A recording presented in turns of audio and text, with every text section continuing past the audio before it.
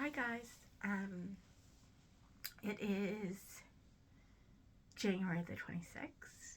I feel like a lot has happened this week. Or like the last couple days actually. Or maybe just today. But yeah, I am so thankful that um I got to hold my friend's baby today, and I was over the moon. The dad just gave him right to me after he changed him, and I got to hold him, and I got to feed him a bottle and settle him, and he tried to fall asleep, and I even burped him. He's 2 weeks old, and he is so tiny. He's only like 6 pounds.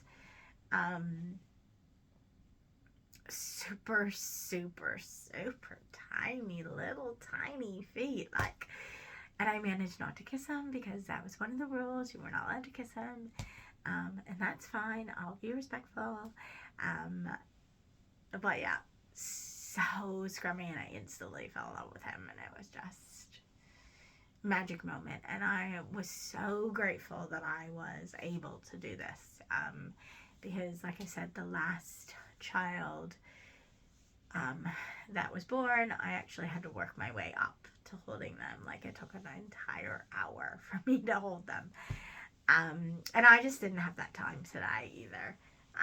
So the dad just gave them to me, and the band-aid got ripped off right away. And I didn't feel a single, like, upsetness or anything, which was brilliant. I already had an emotional day today because I was having a child come spend the night at my house.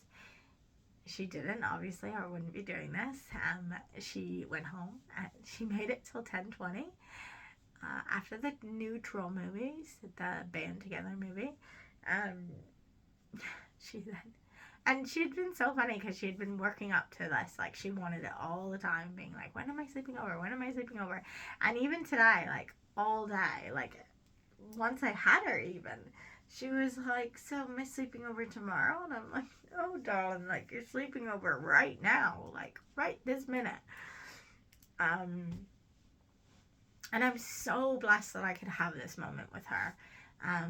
I've known her family for almost 10 years, like a good 9 or so years. Yeah, well, I've known her for about close to 7 years now.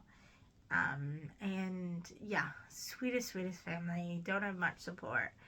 And so my flatmate's niece and nephew used to come stay the night all the time, and their nephew was in our classroom, and he would always say how he wanted to. He was coming to sleep over, and he was so excited, and it was. And she picked up on it, and she kept saying she wanted to, and I just didn't do anything about it. When I went away to Canada, her mom was like, gosh, I need to get you on Messenger because Thea just cannot go 6 weeks without speaking to you. Like, it's too much for her. Like, your bond is just like no bond I've ever even saw. And I was like, that's fine. And so I got her onto Messenger and stuff like that. And so we've been sending each other like videos and stuff. Like, I send her extra little videos of the earth throughout the day and stuff like that. So it's really cute. So yeah, I thought nothing of it when I said that she was going to come to the house, and I just told work that I was babysitting her. Because essentially any child that you're taking home, you know, that's not yours, you were babysitting. Now, I've said in the past that work has been a little bit funny with me, and lo and behold, somebody got a bee in their bonnet and didn't think that it was appropriate that I take her home or babysit her. And I was just like, I don't understand the problem. I've got consent from a parent. I've talked to my team leader. He was fine with it after talking to the mom. Like, we don't understand what's happening. And yeah, somebody got upset and they went and told my boss, which they had no reason to tell my boss. I originally, and I do hope it's not my friend who said it, because look, I've probably misconstrued it, but the way it looked to me was that they didn't trust me with her. So essentially, that you're not good enough, not worthy, blah blah blah, came up, and it was so real. I almost burst into tears twice saying it to people, like, because I just felt like, what am I doing if you think your child's at risk with me, and how in the world did you feel like that? And so I really hope that my friend didn't do it. I did eventually say to her, I was really mad at you because I thought I did this and you were just a messenger, and I'm sorry for that. Because, you know, that really upset me because I thought that you were saying that you didn't trust me with your child or with a child in general. So yeah, I think it was just a disgruntled member, but I went right to my boss and said, hey, look, I've been friends with the parent for ages.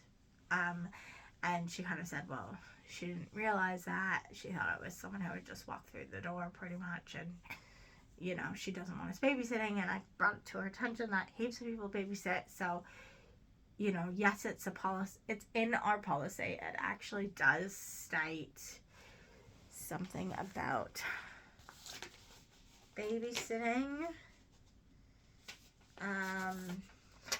But the way I looked at it was, I felt like it was talking more about like taking money away from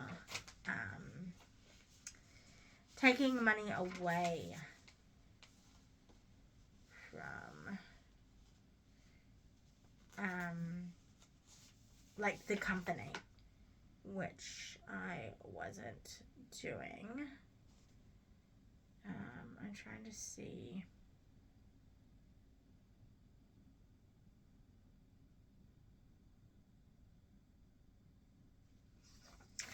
I'm trying to see if I can find it so I can actually read the exact wording. But that's what I kind of felt that it was.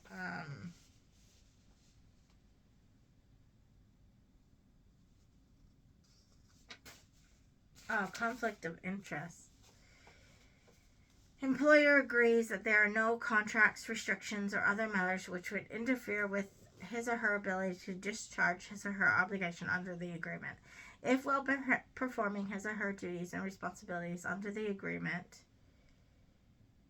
the employee becomes aware of a potential or actual conflict between his or her interests and those of the employer, then the employee should immediately inform the employer. This shall include undertaking any babysitting for any of the center's families. Where the employer forms the view that the conflict does or could exist, it may direct the employee to take action to resolve the conflict, and the employee shall comply with that instruction.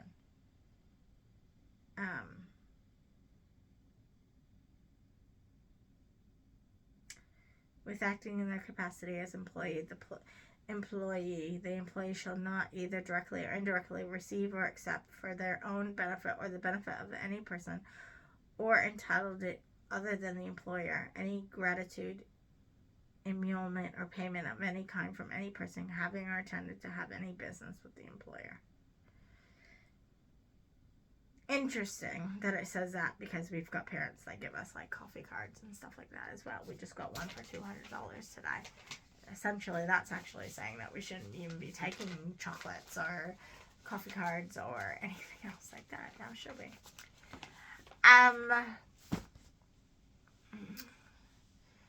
But yeah, so I kind of took it as you shouldn't be doing it. Like, if I had the day off on Wednesday, obviously I wouldn't be taking a child out of my center to care for them on that day so that the center wouldn't get the money. That's what I assumed. Anyway, so I brought it up to her and I said that lots of people are babysitting. I know of children that were just babysat on the weekend, and she said that, well, that's not okay and it shouldn't be happening, and she doesn't know anything about it. And I said, okay, well, it is happening, and we've been doing it for years, and we thought it was this, or at least I did. And I also said the other thing is that parents trust us with their kids. We look after their kids 40 hours a week.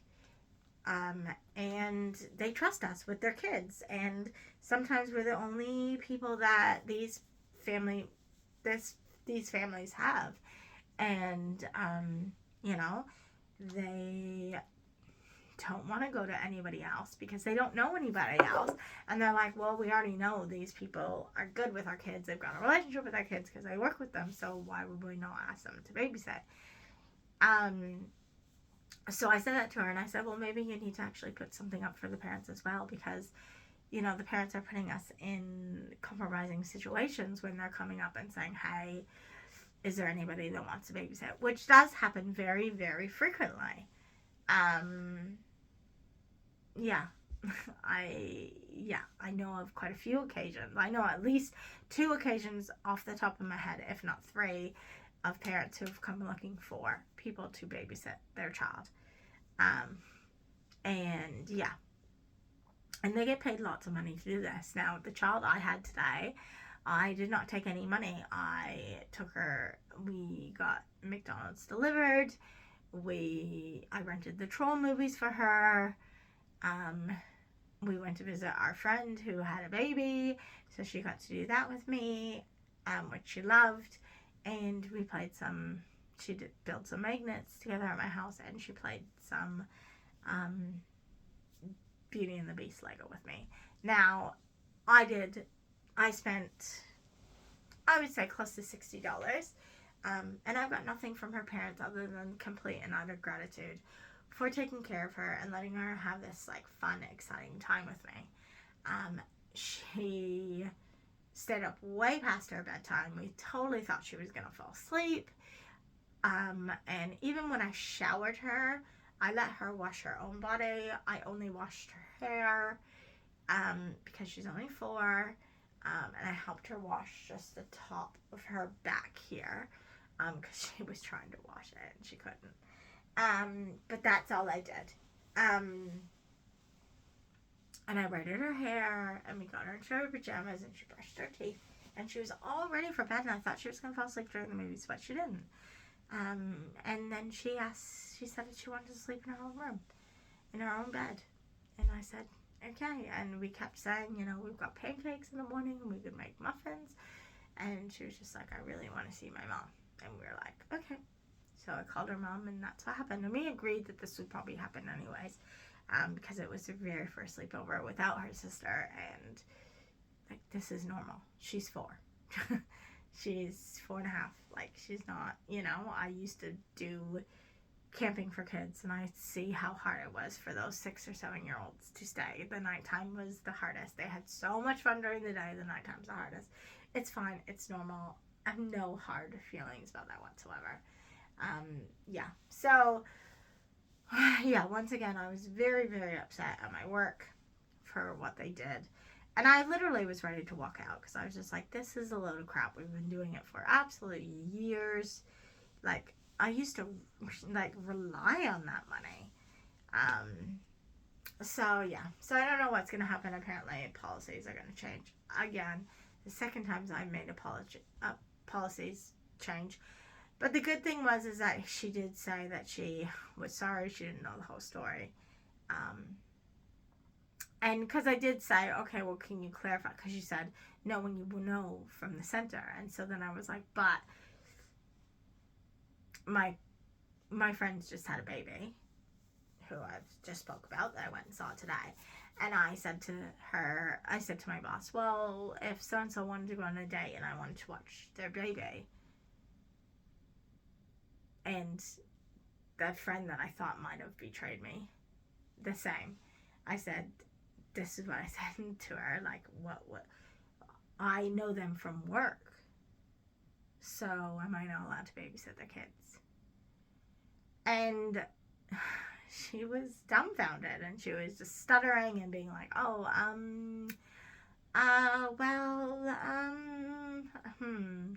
well, you're a genuine friend to them, so that should be alright. And I was just like, this is what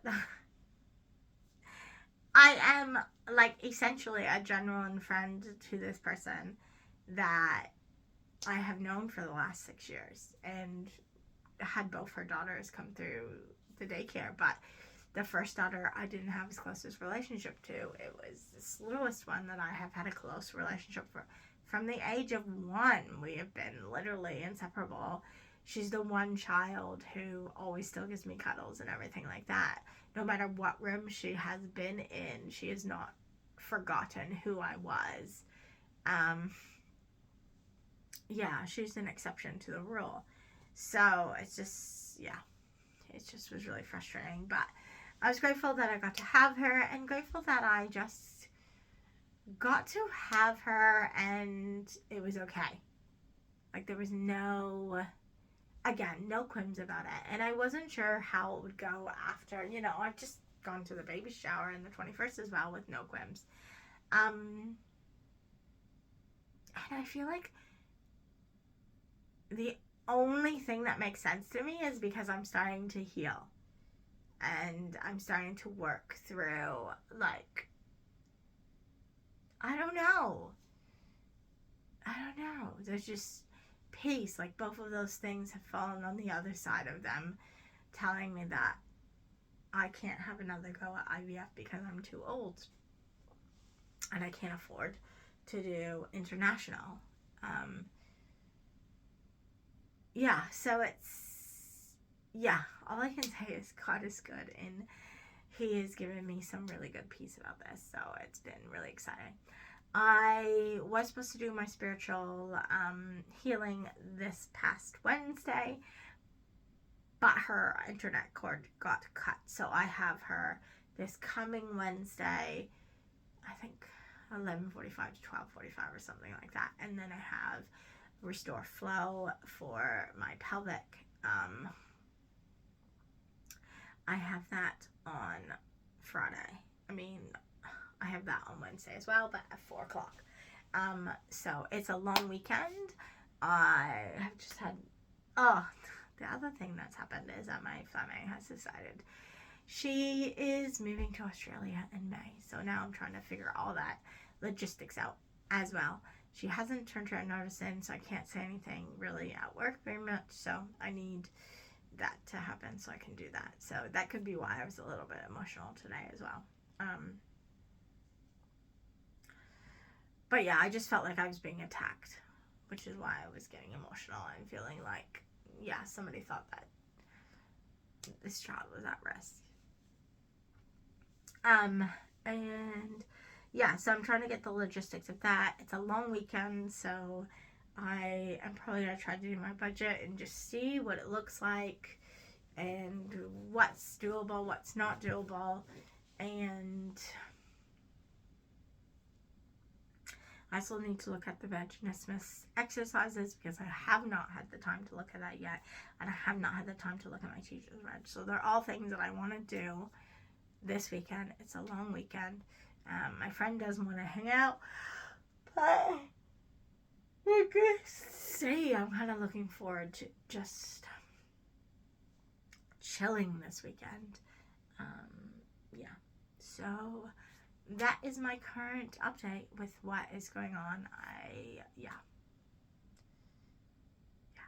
that is what's happening. So talk to you guys later. Have a good weekend.